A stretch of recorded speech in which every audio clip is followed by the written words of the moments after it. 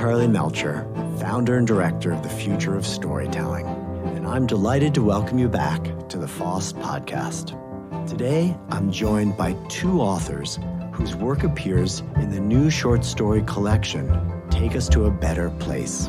This book was published by the Robert Wood Johnson Foundation and created in collaboration with FoST's content studio, Melcher Media, which is known for producing award-winning books, videos, and digital media.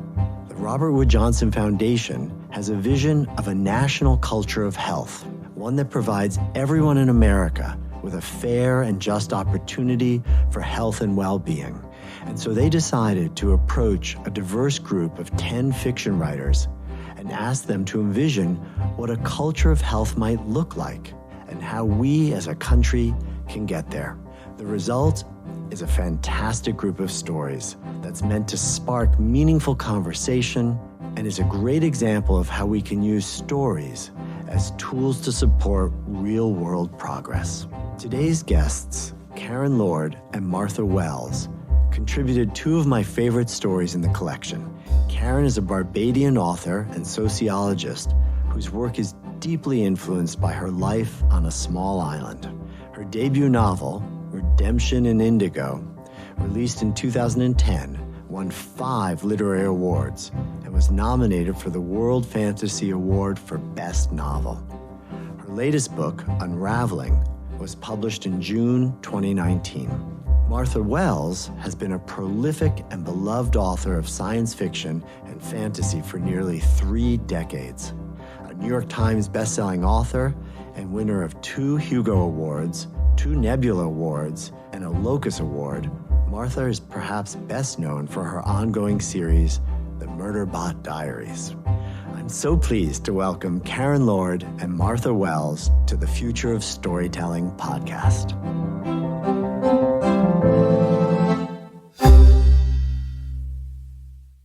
Karen Lord, Martha Wells, it's such a delight to have you on the Future of Storytelling podcast. Thank you for joining me. Thanks for inviting us. Yeah, thanks for inviting us. This is such an interesting opportunity to speak to you both based around this anthology that you participated in called Take Us to a Better Place Stories. That was a project initiated by the Robert Wood Johnson Foundation. So first of all, let me ask you, do you both normally work in short stories and particularly in anthologies, or is this something kind of novel for you? It's pretty novel for me. I've written a few short stories, but I'm mostly a novelist. I have a short story coming out in Uncanny Magazine next month, and it took me about a year to write. My writing style just doesn't work with it for me. And how about you, Karen? Like Martha, I mainly think of myself as a novelist, but I have, for one reason or another, been drawn more and more to short fiction over the past few years. So maybe I'm getting closer to a middle ground now, and I can't quite call myself just a novelist. It's such a unique project in that this foundation, which is committed to a culture of health throughout the United States, thought to create an anthology of stories working with writers who are known for their future fiction to imagine a world that would have positive health outcomes, a healthier culture, a culture of health.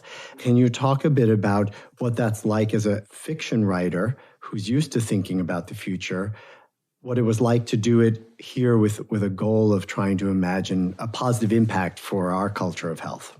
I think it was fascinating because you have a sense of, you could say, responsibility, because the story is meant to both educate and inspire.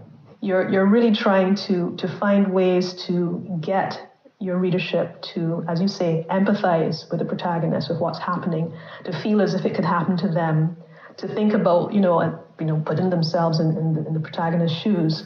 And you get all kinds of sort of mini challenges along the way structuring a story like that. And sometimes if it's just your own story, you can kind of let it go where you like. But this one had certain goals, so you had to rein it in. And I actually enjoyed that challenge, yes.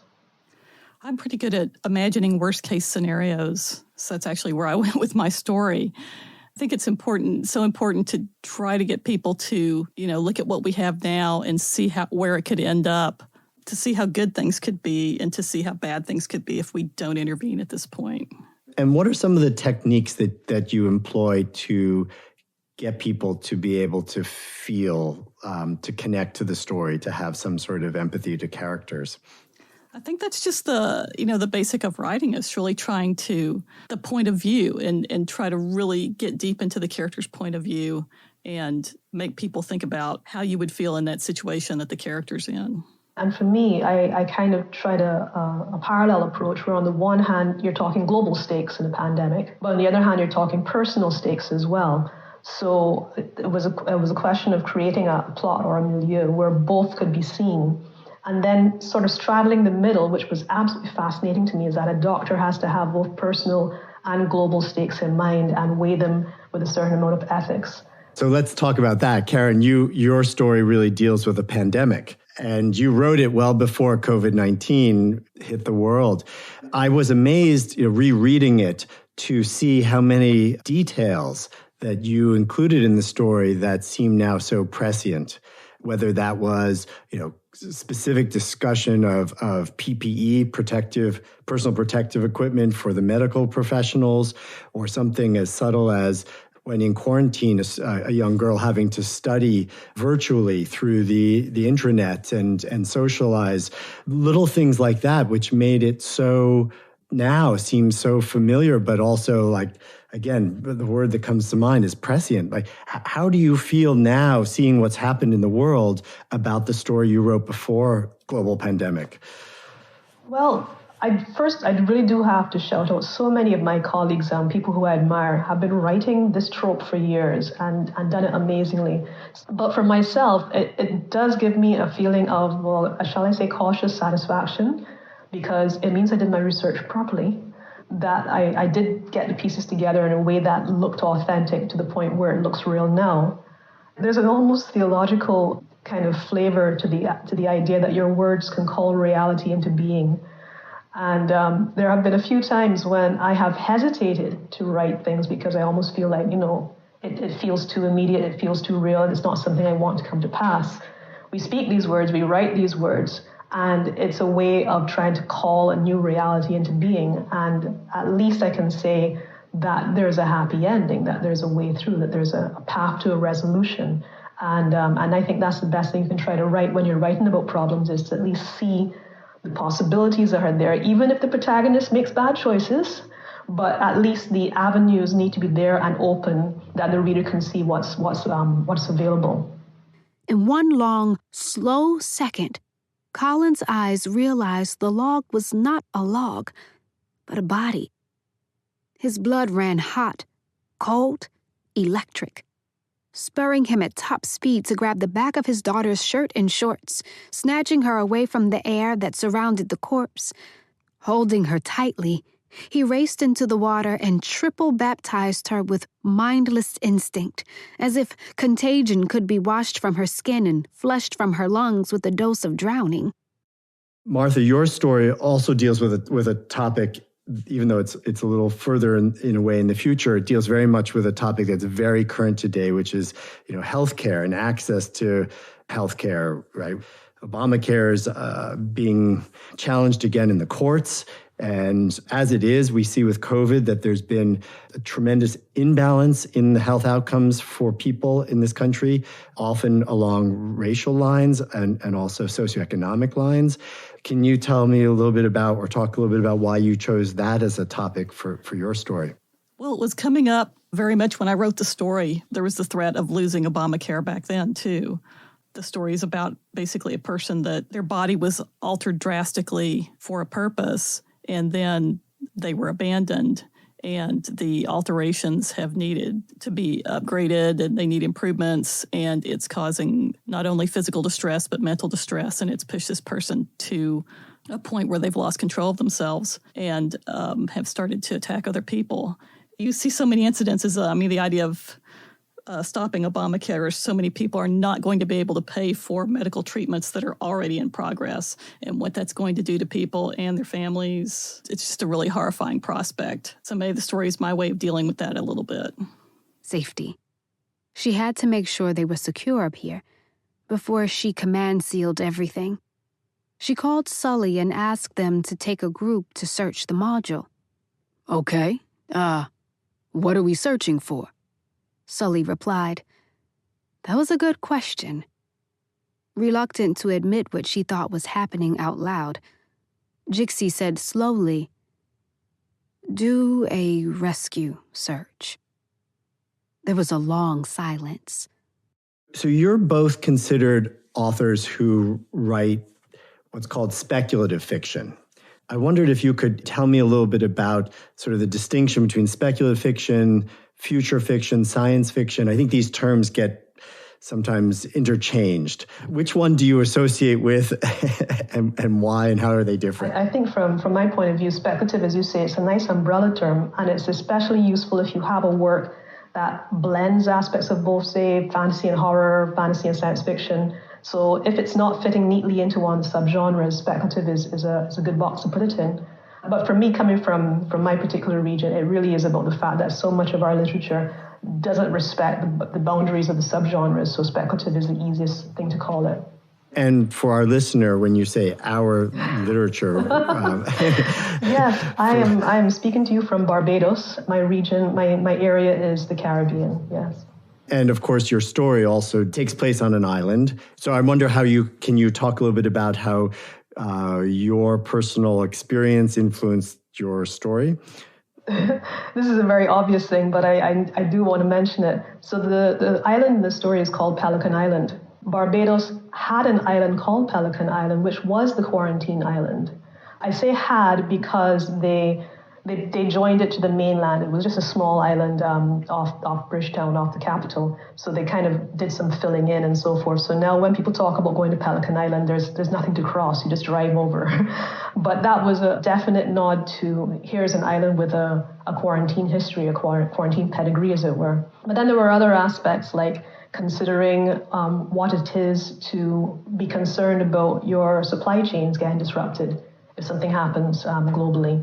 Then there's this, I guess the positive aspect of living in an island is that some parts of community health become, I don't want to say easier, but in a way more natural, because you can have some of your health professionals embedded in the communities that they're serving. It doesn't translate to the rural setting because rural settings tend to have very large distances between and can't be covered in the same way. So there were ways in which I already had an optimal setup to demonstrate the kind of community healthcare that I wanted to write about. Do you feel that there is good inspiration from what's happening in Barbados already in terms of a culture of health? I am hoping so, but as I just said to you before, I'm scared of what my words may bring into reality. What we are finding right now is that we have no community spread at the moment. We've been very careful with track and trace and suppressing the clusters that occurred.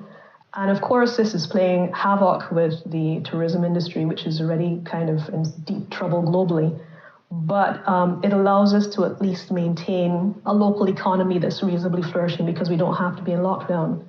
So I have been spending my time, as any good writer would, observing closely, making notes, and just seeing how do we handle this economically and still maintain our health. I'm very curious where you get inspiration. I mean, the idea of creating stories out of thin air, it seems that there's always some research, right? Like speculative fiction is still grounded in some things that are plausible or in technologies that are emerging. Or Martha, can you talk a little bit about where you get some of your inspiration? Just from all over. I've been a science fiction and fantasy reader since I was very little, since I could first read, basically. It's really hard for me to pinpoint where an idea comes from or where an influence comes from. I've noticed, especially lately, when it seems like there's been a lot of kind of bringing back of old material to be remade into new movies and that kind of thing. It's like I'll see something and realize, well, I saw that when I was a kid and it was an influence on me. It made me think about things in this way, and it made me kind of construct stuff in this way. But it was so long ago, I've actually forgotten it. So that's always interesting to me, how how kind of those inspirations get kind of buried in with everything else, and you don't really, and it's really hard, at least for me, to kind of go back and pinpoint them. I mean, I think that goes back to that idea that maybe there is sort of nothing new, and that everything is some form of regurgitation of something that was done before.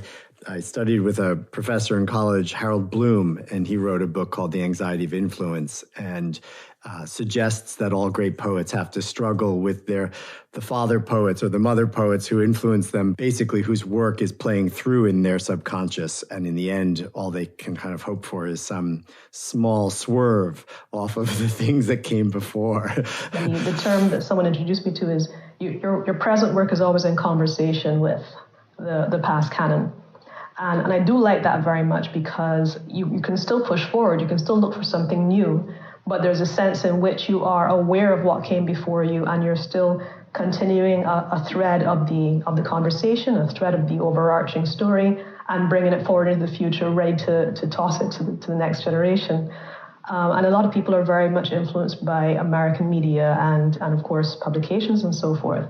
So we do sometimes have workshops of young writers where the first thing they're doing is a complete imitation of some fantasy trope that is not just the trope they're taking, they've just like gathered up everything wholesale. And then you have to say to them, stop and think about what's influencing you where you are. What about the tales your grandmother told you? What about the urban legends you heard on the schoolyard? And when they begin to understand that it's not just books and movies that give you your ideas, that it's the life you're living and it's everything you're hearing, and it's, waiting at the bus stop and hearing a funny conversation behind you. I think some people just sort of like open them and go, oh, wow, I don't have to write the same thing that's being written before. And lots of what I've studied kind of makes its way into a story. Lots of thought experiments of what if, take this dry economic theory, take this theological concept, put it into something where it actually begins to affect people or upset people or cause them to have to make decisions. And then you have something completely fresh. Or you think it is until you realize that somebody else wrote about it back in 18 whatever. But it's a good start. Do you think today writing stories, whether they're short or longer form, still have the resonance with people? Do words have the power to change the world still? Absolutely. And I go further. People sometimes, when they're talking about literature, they're only thinking about the words on the page. I want people to remember that an audiobook is still a book. A game is still a story. A television series is still a story. And to me, a story is two things. It's not just the author who puts the words in place. It's also the reader who takes the words up. And in some ways, a well-trained author is only part of the equation. A well-trained reader is where the magic can really occur. When you begin to acquire a familiarity of certain shapes of story and understand to another level what the author is playing with, it can open up some amazing things to you, a deeper level of appreciation perhaps. So I always do encourage people to look at reading not just as a hobby, but a hobby that can have almost nerd level layers to it. Yeah, I think that's certainly true. And I also think part of the power of words is also comforting people and allowing you to kind of just give you a place for your brain and your imagination to rest when your reality is so stressful the way it is now, and the onslaught of social media and just trying to survive and figure out what you're going to do. And when all these things are happening and things are changing so quickly, having that place of comfort where you can kind of go into that world and feel safe. I play a game on over Zoom weekly, an RPG with some friends, and we make a joke about how this RPG where all these monsters are trying to kill us, this feels so much safer and easier to navigate than the real world sometimes. It's like there's been an inversion where it used to be that life was sort of boring and the games or the stories were the place of excitement. Now the world's too exciting and stories can be a place to feel some calm. For our listener, we should note that Take Us to a Better Place, this wonderful anthology of stories, is available as an ebook for free as a download. People can get that at Amazon or Barnes & Noble and Apple Books, and that there's also a free audio version available on Apple Books and one that's forthcoming from Audible. So I can tell you that I've so enjoyed reading this, and I'm sure that many, many of our listeners will be excited to be able to get a free copy. since we're on this, we might also note that if anyone wants to go to rwjf.org/fiction, there is also a reader's guide there. There are questions and interesting provocations for each of the stories if you wanted to share it with a reading group, for example. So let me ask you about the future of storytelling in your humble opinions. What I'm finding particularly powerful about story right now is that we came up in a system which drew some very specific lines between things. When I was at school, I was interested both in stories and in science, and I was being told I had to pick one or the other because you couldn't cross the streams, as it were. And I ended up going to University of Toronto, where I found an amazing specialist program called History of Science and Technology, and I was like, aha, I cracked the code. So I was able to straddle it then, but coming up in a system where you separate the two so quickly, I began to realize that some people were becoming very specialized in very particular fields and not able to see applications or crossover issues that belong to other fields. One of the powerful things about story is that story puts it all into a context, a real world context thought experiment that said, okay, here's your economic issue, but have you considered this is what happens when you add in the health data, this is what happens when you add in the psychological approach and the sociological response and the technologies that are available, and then people see a bigger picture and they're like, oh, wow. So if there's one thing I would love to see the future of storytelling do is to open up a different type of education where it says, okay, fine, you're specializing, this is your lane, this is your box. But now this is the area where you need to become a generalist and the story is going to show the way for you. This is how you acknowledge all the other specializations happening and what they're producing and fit them into the full picture so that you're really able to dictate policy in a way that works as opposed to being too specialized and not at all applicable. So I do have a lot of different areas that I do overlap, and that's my bias, as it were. That's why I think more people can benefit from that kind of approach in education. So there's a lovely afterword in Take Us to a Better Place that's written by Michael Painter and Judy Struve from the Robert Wood Johnson Foundation. And they said in that afterwards, and I quote this, "We must urgently work together to build a future where everyone in the United States, regardless of who they are or where they live, has a fair and just opportunity to live their healthiest life possible." We're just in the middle still of this COVID crisis, and it's a time for us to really think about a reimagining of the life we want to come out of from this period of quarantine. And I just wondered if you each could share with me some speculative fiction's hope, author's hope for what some of the seeds that might grow now out of this period that would lead us to a more healthy culture, a more healthy world. Well, I would hope people would realize how much their individual actions affect other people. I think that would take us forward to positive developments. And it would be nice to have positive developments happen, whatever they were. I'll take anything right about now.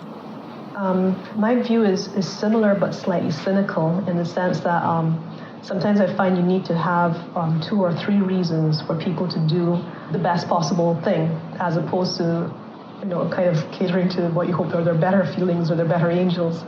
And one of the things that I find remarkable is that as painful as this pandemic has been on an individual basis because of the illnesses and the death, the incapacity and the death and so forth, it's also been deeply, deeply inefficient.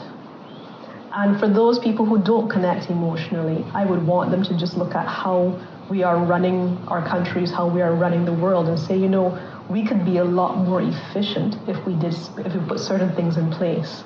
So I would say to people, look at how things are being run. Who is it benefiting? How long will it benefit them from?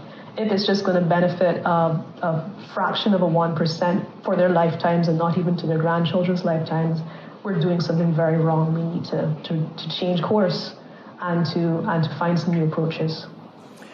One of the things that is a positive out of this is the conversations about the kind of culture we want to have as a society, as people. Obviously, a lot of that is being discussed, whether it's in areas of racial and social justice, and also just what kind of society we want to live in. But all that being said, I think that a collection like the two that you so beautifully contributed to, Take Us to a Better Place, is exactly the kind of stories that would provoke the kind of conversations that we should be having right now. I just want to thank you both so much for joining me today and for your contribution to this beautiful anthology. And I hope that we will get a chance to do and share more stories together. Well, thank you. Thank you. I hope that you enjoyed this conversation with Karen Lord and Martha Wells as much as I did. If you'd like to learn more about either of them, or would like to get a free copy of Take Us to a Better Place, I highly recommend that you visit the Robert Wood Johnson Foundation website at rwjf.org/fiction, where you can download a copy in English or Spanish or get the audiobook edition. There's also an accompanying conversation guide, which can be a very useful tool if you decide to share the collection with your book club. You can also find the link for your free copy of the book in this episode's description. Thank you to our ever-talented production partner, Charts and Leisure, and a special thanks to you, our listener. If you enjoyed this episode, please be sure to subscribe to our podcast, give us a review, and share it with a friend. We'll see you in a couple of weeks for another deep dive into the world of storytelling. Until then, stay safe, be strong, and story on.